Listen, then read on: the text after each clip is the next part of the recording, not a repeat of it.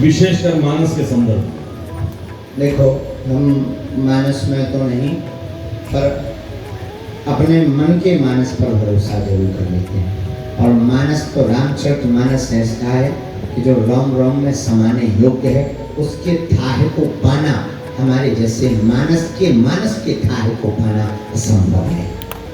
लेकिन जो गुरु कृपा से हमने पाया वो आपको बता सकते हैं। आप शायद उसी चौपाई पर बोल रहे होंगे जिस पर पूरे भारत में विवाद छिड़ा रहा। उसके अलावा और भी कई स्थानों पर राम से संबंधित जो भी नारी पात्र हैं जी, उनको तो तुलसीदास जी ने श्रेष्ठ माना है। जी, उनके अतिरिक्त जो नारी पात्र रामचरितमानस में आते हैं, वहाँ उनके अनुदारता के भाव प्रकट होते हैं। क्या ये गोस्वामी तुलसीदास जी कहीं पर भी नारी विरोधी हैं?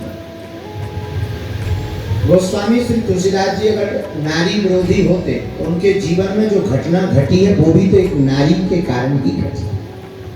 उनकी धर्मपत्नी, और वो भी जीवन में आए तो नारी के कारण। और हमने रामचरितमानस को जितना पढ़ा तो पहला श्लोक पढ़ते ही हमें समझ में आ गया कि वो नारी विरोधी नहीं है, क्योंकि उन्होंने प्रथम श्लोक में ही वर्णा नाम अर्थ संघा नाम रसा नाम छंद सामपि मंगला नाम चकर्तारौ वंदे वाणी विनायकौ।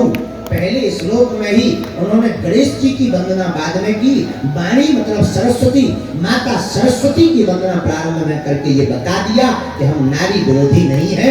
यत्र नार्यस्तु पूज्यन्ते रमन्ते तत्र देवता। तो उन्होंने नारी का विरोध नहीं किया, अब तो प्रारंभ में ही नारी के सम्मान पर वर्णन कर दिया। इसलिए गोस्वामी तुलसीदास जी नारी विरोधी है। इनका माइक चालू सेल तो नहीं चल जय बिना माइक। एक स्थान पर मानस में ये भी अवगुण भी बताए नारी को, मध्यम नारी, उत्तम नारी, अवगुण सदा 8 रहेंगे। ये वर्णन भी नारी के बारे में गोस्वामी हमने वो भी तो ये नारी थोड़ा कभी अनुदारता का भाव अभिव्यक्ति बिल्कुल भी नहीं। सत्य को चरितार्थ करना है। उत्तम मध्यम तो पुरुष भी है, नारी में ही क्यों दर्शाया नहीं? पुरुष में भी दर्शाया। आपने केवल नारी पर पकड़े। उत्तम मानस उत्तम पुरुष के बारे में बताया जो परमात्मा के सन्निकट है।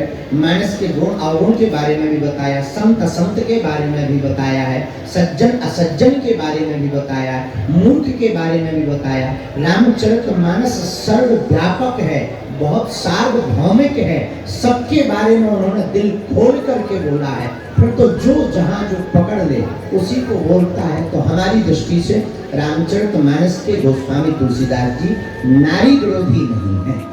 ये प्रश्न मैं इसलिए कर रहा हूँ, रामचरितमानस भारतीय सनातन जीवन का संविधान है। बिल्कुल है। और कोई इस पर आक्षेप उठाए हम सनातनियों को बर्दाश्त नहीं है।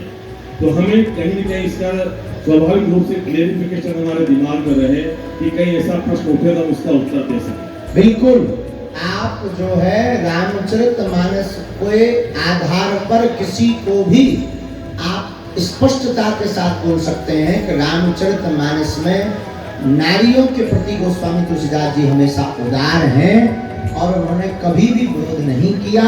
और दूसरी बात, गोस्वामी तुलसीदास जी एक ऐसे महापुरुष हैं जिन्होंने उस वक्त जब जो है विरोधी, धर्म विरोधी हमारे सनातन के ऊपर उंगली उठा रहे थे, तब उन्होंने अपनी कलम की लेखनी से रघुवर का कमाल दिखाया। तो